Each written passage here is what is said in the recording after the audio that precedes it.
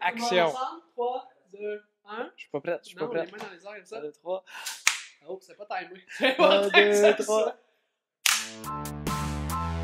Bonjour et bienvenue au Résilience Podcast, le podcast de l'adaptation au changement climatique, et je suis votre animateur Marc-André Demers. Les conséquences des changements climatiques sur nos usages de l'eau et du territoire posent la question de l'adaptation de nos communautés.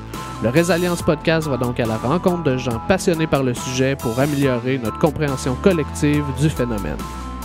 Dans ce premier épisode, intitulé « Un défi à la fois », on rencontre Martin Laroche, doctorant en développement régional à l'Université du Québec à Rimouski.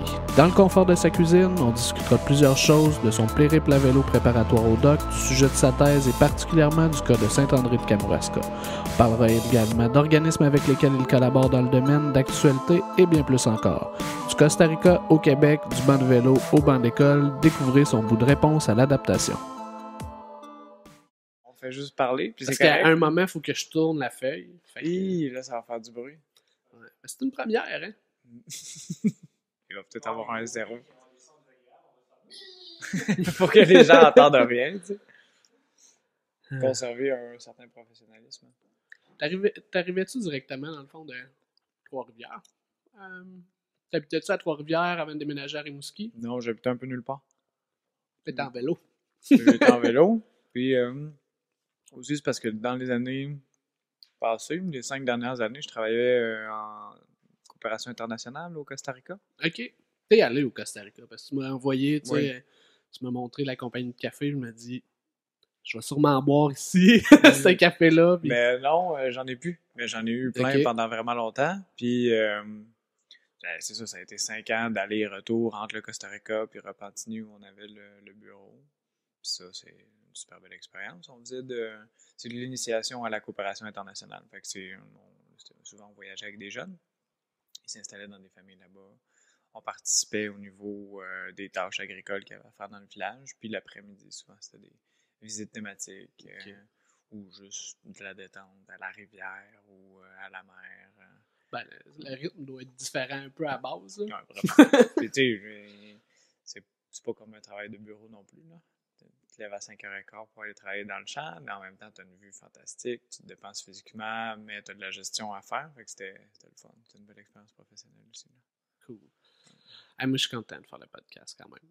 Ça va être l'épisode 1. Ça va être cool. Oui, ça va être cool. Je parlais avec Jean-Philippe tantôt de l'idée que tu reviennes.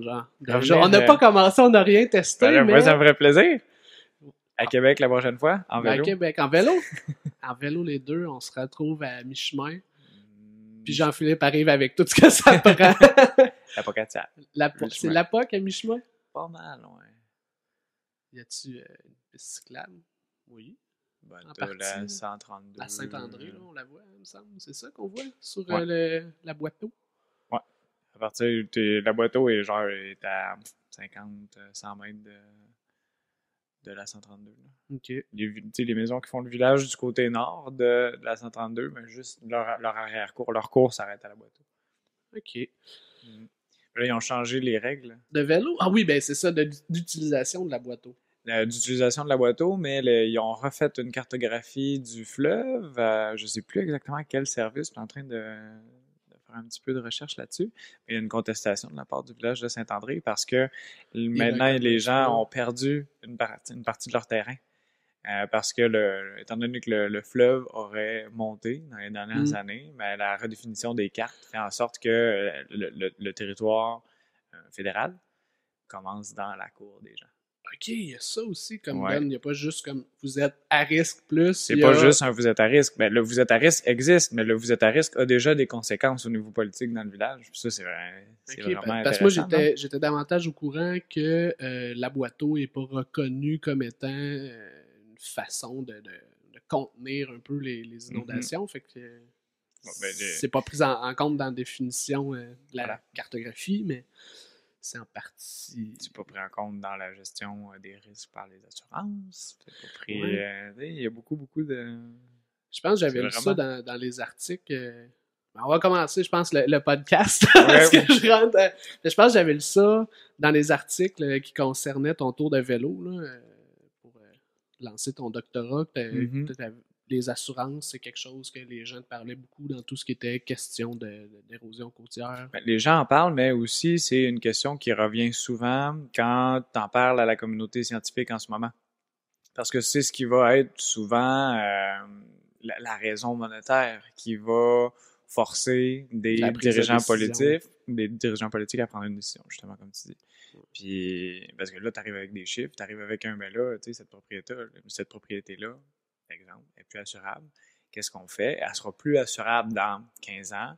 Mais comment on gère ça? Est-ce qu'on fait un retrait préventif? Est-ce qu'on change le zonage? C'est toutes des questions que les municipalités doivent se poser. Puis que là, déjà, il y a de la littérature là-dessus en masse. Mais qu'est-ce qui t'a amené, tu sais, de ton voyage au Costa Rica à te dire, je vais aller faire un doc? Au Costa Rica, moi, je travaillais en développement régional, à l'international, parce qu'on travaillait avec des petits producteurs de café, canne à sucre, cacao. Puis eux, ils se sont constitués en coopérative il y a 63 ans, je pense, cette année. Okay.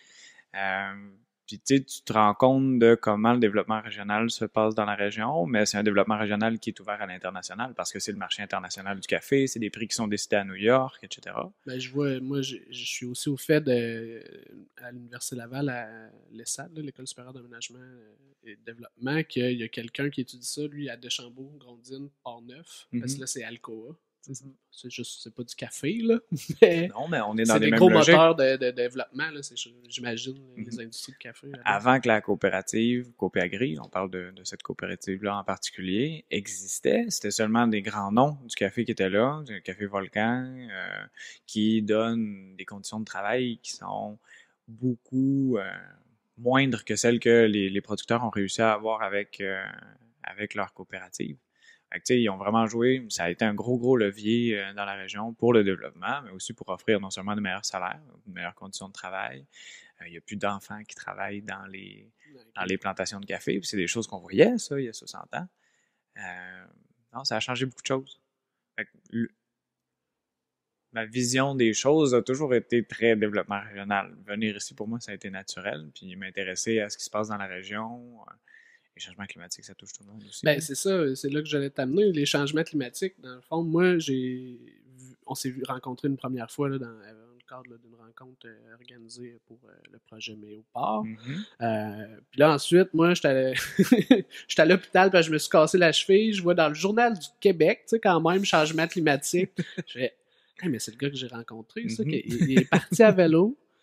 J'avais le souvenir, tu l'avais dit que tu partais à vélo. Là, c'était encore à l'époque où tout le monde trouvait que c'était un projet fou parce que c'était pas encore réalisé. Fait que les gens, souvent, ouais, non, c'est comme ça, on n'était pas sûr. Ouais, tu vas jusque là-bas en vélo. On n'était pas sûr que t'allais le faire. Tu n'as pas le profil type du sportif qui se dit, genre, moi, je vais traverser dans mes heures perdues. Dans mes heures perdues, on imagine, il y en a beaucoup. Mais c'est ça, fait que t'avais le projet du vélo, là, tu le fais. T'es dans le journal, mais tu sais, comme scientifique, comme genre doctorant, quelqu'un qui se lance de même. Là, je suis là, OK, tu sais, il doit avoir un ami journaliste puis il a lancé une fleur. Oui, j'avais un ami journaliste. C'est le cas, OK. C'est comme ça que ça a commencé. OK. En fait, en descendant, j'ai suivi le plus possible les côtes pendant mon trajet. Puis en arrivant à Kuchiboujuag, au Nouveau-Brunswick, le parc national, je m'arrête à Saint-Louis-de-Cannes chez des gens qui sont vraiment super sympathiques. Ils me font visiter le parc, je prends des photos, je les mets sur Facebook. Puis un ami avec qui j'ai travaillé aux Philippines, il est devenu journaliste à Radio-Canada à Moncton. OK. Ici, Acadie. Puis ici, Acadie, ça leur arrive des fois qu'ils cherchent des sujets. Ben, c'est ça le bon journaliste. Fait que là, c'est ça, ils me contactent, puis c'est ça qui a parti le bal. En fait, ça a été pour moi du hasard, une surprise, mais une belle surprise aussi. Parce que une semaine plus tard, j'arrivais à Halifax pour un congrès scientifique où on mettait en évidence le besoin d'avoir une communication scientifique qui est efficace, qui rejoint les gens, qui va vraiment être pédagogique dans son approche, puis qui va permettre de rendre la science accessible aux gens. Avec mes petits shorts de cycliste, déjà, tu sais, ça marchait. Là, j'entrais en contact avec les gens, puis on parlait de ce que moi, je transforme en tant que doctorant en concepts très, très vagues, mais qui ont un écho dans la réalité du quotidien des gens. Là. Moi, je pensais que c'était ton directeur de thèse qui voulait te faire une blague. Mais là, pire, tu sais, comme juste avant que je te recontacte, là, je pense que c'est un mois plus tard, là, je vois dans une communauté de pratique d'adaptation que je suis, ontarienne, je vois ça, un autre article. Là, je me dis, c'est pas juste. C'est clairement, c'est pas juste. Moi, je veux faire quelque chose avec lui. J'avais pris ton adresse sur le coin de mon carnet, puis là, je me dis, OK, go, je le contacte, on va voir. Je t'ai-tu tout de suite abordé avec l'idée du podcast? Ou oui, c'était ou podcast ou vidéo explicative de déconstruction d'une thématique ou un café avec une experte, mais là, je fitais pas trop. C'est ça, je suis juste un expert. Ouais. Tu t'affirmes le chapeau d'expert? Ben, en tout cas, je travaille fort pour le devenir. Peut-être pas encore. J'ai encore beaucoup de croûtes à manger, puis de livres à lire, puis de conférences où aller, puis moi, d'ouverture envers d'autres travails qui s'est fait, d'autres scientifiques. Mais en même temps, tu sais, qui prend 4 ans de sa vie pour réfléchir à des thématiques de changement climatique, puis à de comment on va gérer, quels outils on va développer pour aider les décideurs politiques à prendre les bonnes décisions dans ce cas-là. Des doctorants comme ça au Québec, il n'y en a pas beaucoup. Non, en effet.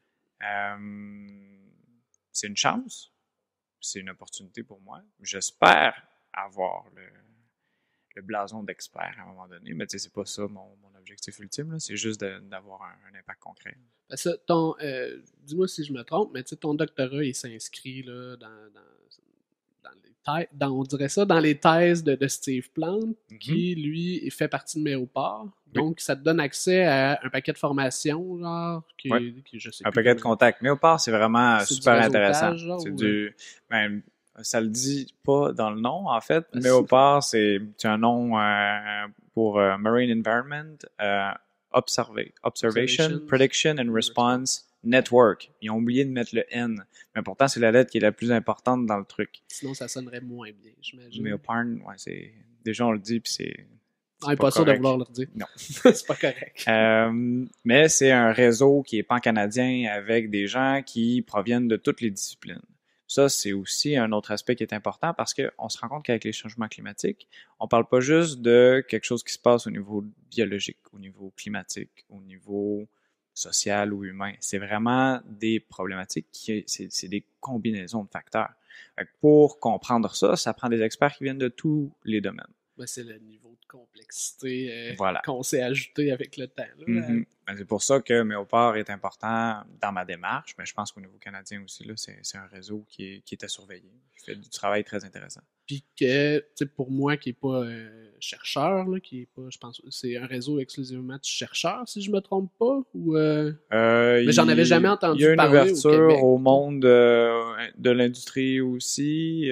C'est des chercheurs, des étudiants, des docteurs, des gens qui sont spécialistes dans leur domaine aussi. Okay. Il y a des climatologues, qui sont pas chercheurs, là, qui travaillent pour X, Y, Z, puis pour le gouvernement. Le gouvernement aussi, là, ouais. Puis est-ce qu'il y a eu un lien entre Méopare puis le comité jeunesse là, sur les changements climatiques dont je ne fais pas partie? Pourquoi je ne fais pas partie de ça? Parce que eux, c'est un truc très... ils sont très nichés d'une certaine façon. C'est Environnement et Changement climatique Canada qui a un comité jeunesse. Là. Mais qui est dans ce comité-là? C'est les jeunes qui sont recrutés par Environnement et Changement climatique Canada pour devenir des futurs gestionnaires, des futurs fonctionnaires. Fait que eux, ça fait un peu partie, c'est une espèce de programme de fidélisation qu'ils ont, où ils vont mettre en place des activités, des conférences, des ateliers pendant l'été. Parce que souvent, ça commence par c'est des étudiants. C'est ça, c'est des étudiants. Et puis, c'est ça, ils essaient de former une communauté, de mieux former les jeunes, de les rendre intéressés par la job, de faire des fonctionnaires qui sont plus involved dans leur pratique aussi. Là. OK. Puis, c'est qu'est-ce que tu allé leur présenter? C'est encore une fois, ça a déboulé là, avec les différents articles de journaux. Fait qu'ils voulaient connaître mon expérience. J'ai été présenté là-bas comme climate leader sur les questions de changement climatique. J'ai un peu réduit ces attentes-là en arrivant là-bas. Et puis, je leur ai parlé de mon voyage à vélo, puis de ce qu'on peut faire en tant qu'individu pour mitiger un petit peu les changements climatiques. Pour mitiger. Ça n'a rien d'exceptionnel ce que je leur disais. OK. Moi, j'ai eu un leitmotiv pendant que je pédalais, puis c'était un défi à la fois. Tu as une montagne devant toi, une montée, tu la fais, puis après ça, on va voir ce qui vient avec. Focuser sur le moment présent. Parce que si tu te focuses sur les 1600 km que tu as devant toi, ça se peut que tu trouves que la tâche soit difficile à réaliser. Puis en ce moment, on est face à une problématique qui est énorme aussi. Le changement climatique et l'adaptation, c'est très, très grand. Mais en réalisant un changement, une petite révolution à la fois dans nos vies, puis en étant des exemples aussi pour d'autres personnes, mais là, il y a un effet de masse qui peut se produire, puis on arrive à un changement qui peut être significatif. Puis je veux pas dire, en disant ça, que je préconise la politique des petits pas qui a été décriée la semaine dernière, mais que plutôt ce que je veux dire, c'est que chaque personne a quelque chose à faire. Puis tant qu'à faire quelque chose, commencez tout de suite avec des petites choses, puis vous allez voir que ces petites choses-là vont en entraîner d'autres. Puis que ça va être des changements dans vos vies qui vont être motivants à faire. Puis ils vont faire une différence.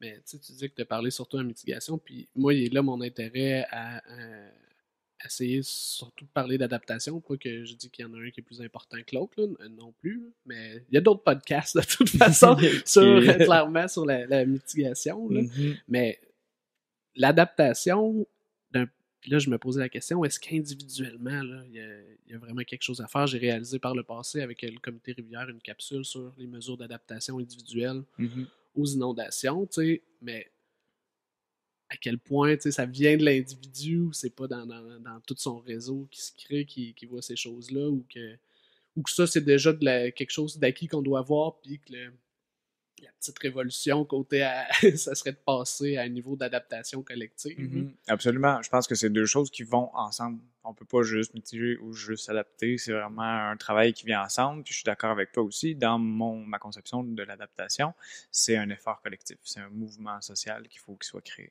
C'est pour ça que dans la recherche qu'on fait avec Saint-André de Kamouraska, c'est notre principal partenaire, c'est les élus. Pour l'instant, parce qu'on veut comprendre au niveau législatif, au niveau de la gestion, comment on peut arriver à, premièrement, mobiliser les gens, mais les envoyer dans une direction qui va être bénéfique pour eux. Fait que l'adaptation, c'est sûr qu'on ne peut pas concevoir ça à l'échelle de l'individu, je pense pas. Non.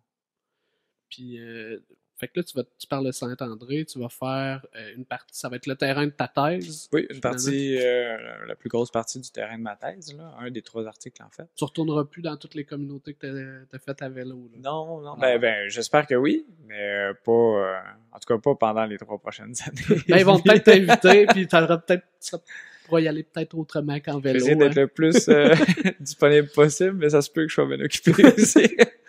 Mais oui, Saint-André, c'est super intéressant parce que là-bas, on prend, dans le fond, l'article, le projet de recherche, c'est pour développer des outils de gestion pour une communauté qui, elle, fait face à des défis environnementaux importants.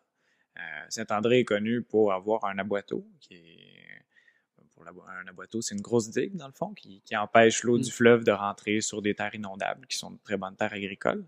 Puis l'aboiteau laisse passer l'eau de ruissellement, ce qui aide à désaliniser la terre. C'est un peu ça, je ne comprends pas ce bout-là, la désalinisation. L'aboiteau, là, c'est... OK, retient les eaux du fleuve, c'est un clapet. À cette hauteur-là. Fait que quand la marée entre, le clapet se ferme par la pression de l'eau qui vient du fleuve. Mais l'eau de ruissellement, de la pluie qui passe dans le champ puis qui s'en va vers le fleuve, mais elle peut passer parce que le clapet, il laisse passer cette eau-là. Et ça, c'est un legs qu'on a des Acadiens. C'est probablement le plus grand legs que les Acadiens ont laissé. Avec, ça, c'est des choses que j'ai appris cet été. T'as appris sur la boiteau de Saint-André. En Acadie. J'ai appris d'où la boiteau arrivait. Puis ça a été leur façon de rendre les terres arables. Parce que des terres de bois défrichées, ta terre est pas prête tout de suite là, à rendre. Par contre, un marais que t'assèches, ça produit. Ouais. Je peux t'en passer un papier aussi avec mes expérimentations. J'imagine. J'ai pas asséché de marais, là, c'est pas ça que je dis. Non, c'est plus vraiment quelque chose qui passe non plus. Non, c'est ça, faut pas. Sauf si tu as une cannebergière, je crois que tu peux. Maintenant, oui. Je crois qu'ils ont dit ça cette semaine. Jean-Philippe fait signe que oui. Mm-hmm. Je le crois. J'ai entendu parler de ça aussi cette semaine. Ouais, mais c'est les cannebergières puis une autre industrie, je me souviens plus laquelle, qui sont comme exclus là, du nouveau régime, mais bon. C'est un autre sujet pour un autre podcast. Ou un autre doctorant, hein, on sait pas. Ça doit être... Le centre du Québec, c'est une belle place pour faire du vélo. Je dis ça de même. Je suis jamais allé, il faut que j'aille... parce que je suis passé...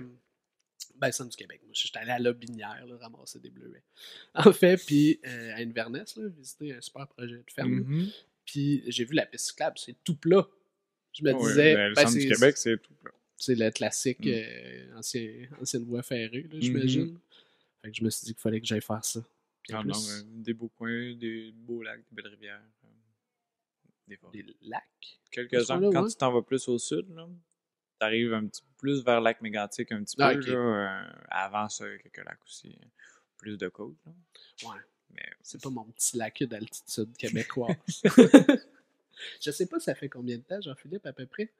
Mais 27 minutes.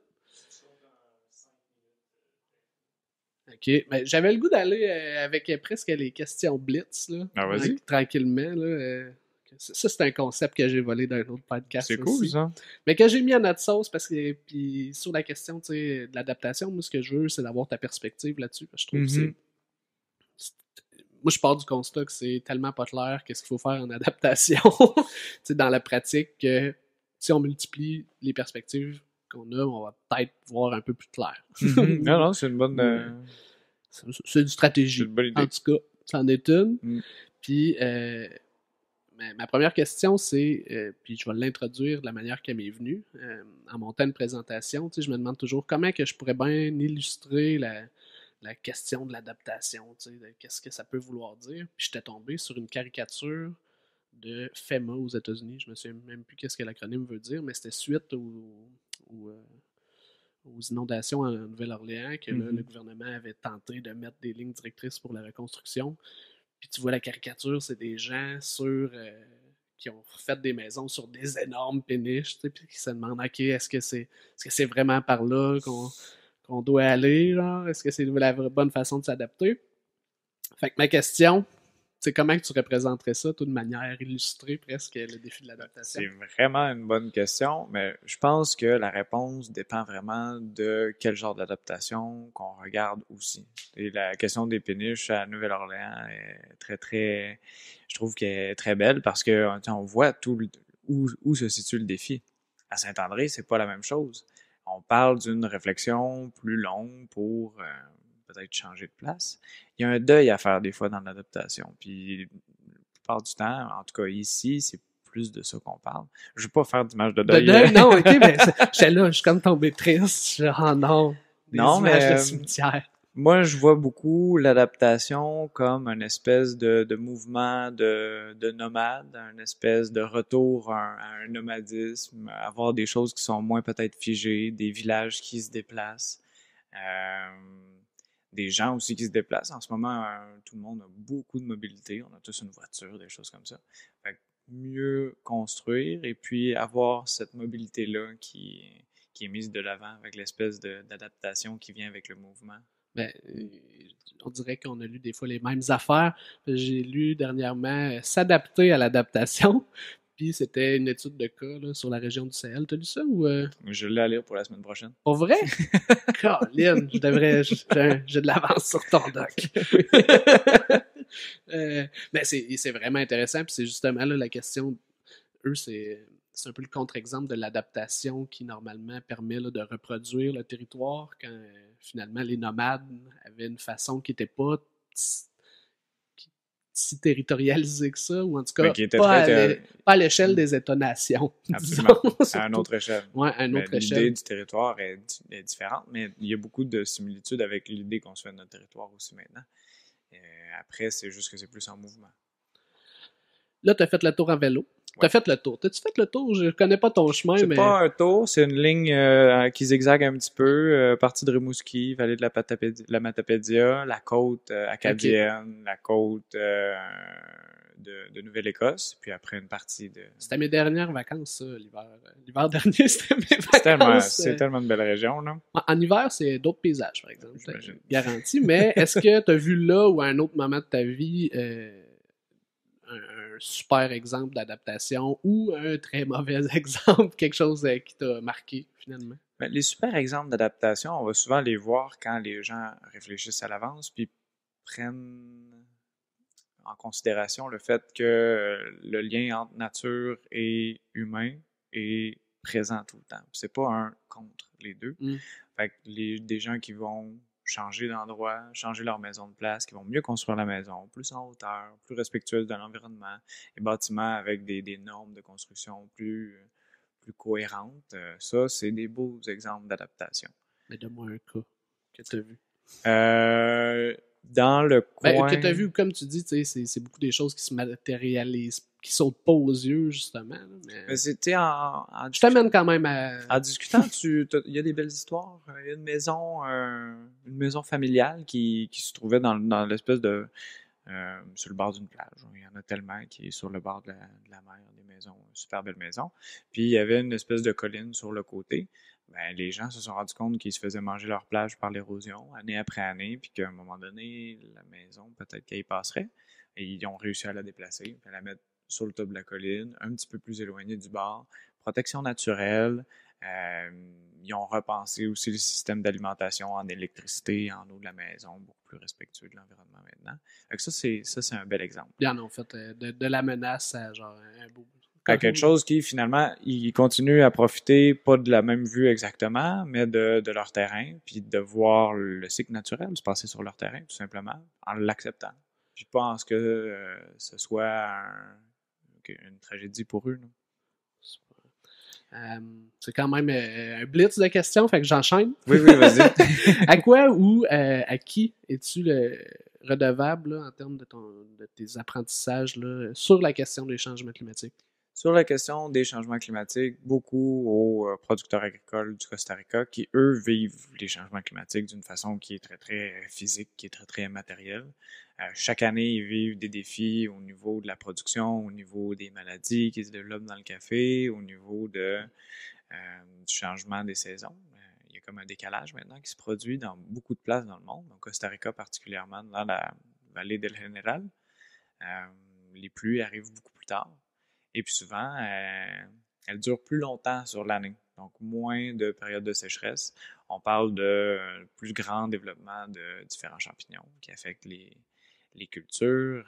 Puis là, c'est de voir l'ingéniosité de ces gens-là, d'aller chercher l'hybridation qui va faire la différence, qui va permettre à des meilleurs rendements ou juste au plan de continuer à grandir, ou du travail vraiment de faire des tranchées dans les champs pour mieux évacuer l'eau, des choses comme ça. Fait qu'il y a une ingéniosité, je vais le dire, de la part de ces gens-là qui doivent composer avec ça. Une bonne vieille stratégie d'hybridation, oui. Quand même.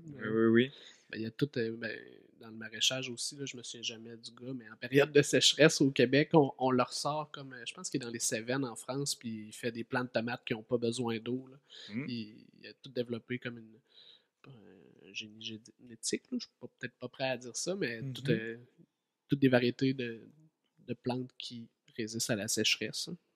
Je pense que c'est beaucoup vers ça qu'on s'en va dans plein de situations. Là. C'est de repenser qu'est-ce qui devient la plante indigène dans le nouveau type de climat. Une réflexion intéressante. Qu'est-ce qui est vraiment exotique, finalement? Ouais, la carpe. Peut-être qu'on la mérite. Peut-être. Ta plus grande crainte ou ton plus grand espoir, là, parce que les changements climatiques, ça appelle parfois à l'espoir, parfois au désespoir, mais... crainte, t'as le droit aux deux. Il n'y en a pas vraiment. On sait tellement pas ce qui s'en vient. Puis, tu sais, il y a tellement de choses qui rentrent dans cette espèce de vocabulaire-là qu'on a développé. Changement climatique, c'est quoi vraiment les changements climatiques? On va le voir de plein de façons. Puis ça va être très, très différent d'un endroit à l'autre. Ce qui me fait le plus de peine, c'est de voir dans quel état l'océan, la mer, toute cette masse d'eau l'état actuel, un peu des choses. l'état actuel, puis son développement en tant que je suis plongeur, puis en tant que plongeur, j'ai eu dans certains endroits spécifiques, j'ai vu un changement au cours des années aussi. Puis c'est très triste. On perd une richesse incroyable, puis c'est des écosystèmes qui sont très, très importants aussi. Puis en étant à Rimouski, à l'UQAR, veut pas, je côtoie plein de personnes qui sont en biologie, puis qui étudient ces choses-là, puis tout ce qu'ils me disent, c'est des choses qui sont très alarmantes. Donc, c'est difficile de se réjouir dans ces circonstances-là. Par contre... Mais l'incertitude se fait réconfortante. Ouais, il faut vivre avec, tu sais. Par contre, grands espoirs, c'est les initiatives qu'on voit à gauche à droite pour essayer de faire changer ces choses-là. Les initiatives qu'on a vues depuis 2 ans, l'été dernier, sur toute la question du plastique. Les microbées, puis... Les microbées, etc. Le ramassage des grands continents de plastique dans les gyres dans le Pacifique a débuté, je pense, la semaine dernière, pour la première fois, avec... des innovations. Des espèces de robots mangeurs de plastique, non? Des espèces, je pense qu'ils tirent ça par bateau. Okay. Je ne sais pas comment ça fonctionne exactement, mais on voit qu'il y a de l'innovation. On voit qu'il y a des gens qui se consacrent corps et âme à essayer de trouver des solutions pour... Moi, j'aime beaucoup tout ce qui est économie circulaire, là, que ton déchet soit ma ressource. Oui, c'est des super beaux exemples. Au Québec, il y a une compagnie montréalaise, je crois, qui a développé un espèce de recycleur de plastique qui est capable de recréer un polymère qui est très, très semblable à celui du plastique original. Okay. Donc, on arrive presque à faire, à partir du vieux plastique, du nouveau plastique maintenant. Il y a plein de choses comme ça. Ouais. Mais moi, je reste quand même sceptique avec tout ce qui est technologie, nouvelle technologie, mais encore là, on peut pas rien retirer de l'équation. Qu'est-ce qui, selon toi, dans les prochains mois, est à surveiller, point de vue adaptation au changement climatique? Des conférences, je sais pas, des publications, un film? Hein? C'est vraiment une bonne question. Je ne saurais pas trop quoi répondre. Je sais qu'il y a beaucoup de conférences, il y a beaucoup de choses qui se passent. Moi, j'ai la chance de pouvoir participer à une conférence en Écosse au mois de début novembre, qui est une conférence annuelle d'un réseau de chercheurs aussi, océanographes et climatologues qui sont intéressés aux questions environnementales dans l'océan. Mais des opportunités comme ça, il y en a partout. Donc, ce que je suggère, c'est vraiment... Faites une recherche Google rapide, regardez ce qui se passe autour de vous, puis regardez comment vous pouvez vous impliquer aussi d'une façon ou d'une autre. Là. Puis tu sais, ça me fait penser, l'ACFAS, j'ai aucune idée c'est quand, mais tu sais, il y a quand même souvent des bars de sciences ou des espaces citoyens pour la personne qui a il y a plein de choses, absolument. Un livre, un film, un podcast à recommander en finissant? Un livre... un podcast, je vous suggère celui qu'on est en train de tourner. Ça va de soi. Livre ou film, il y a un livre... je sais pas, c'est une bonne question. Qu'est-ce que je suis en train de lire? C'est pas obligé d'être sur l'adaptation non plus. Là. Ça peut être un excellent livre de cuisine là, parce qu'on parlait tantôt avec Jean-Philippe que éventuellement manger local, ça peut faire partie d'autant de la mitigation que de l'adaptation. Mm-hmm.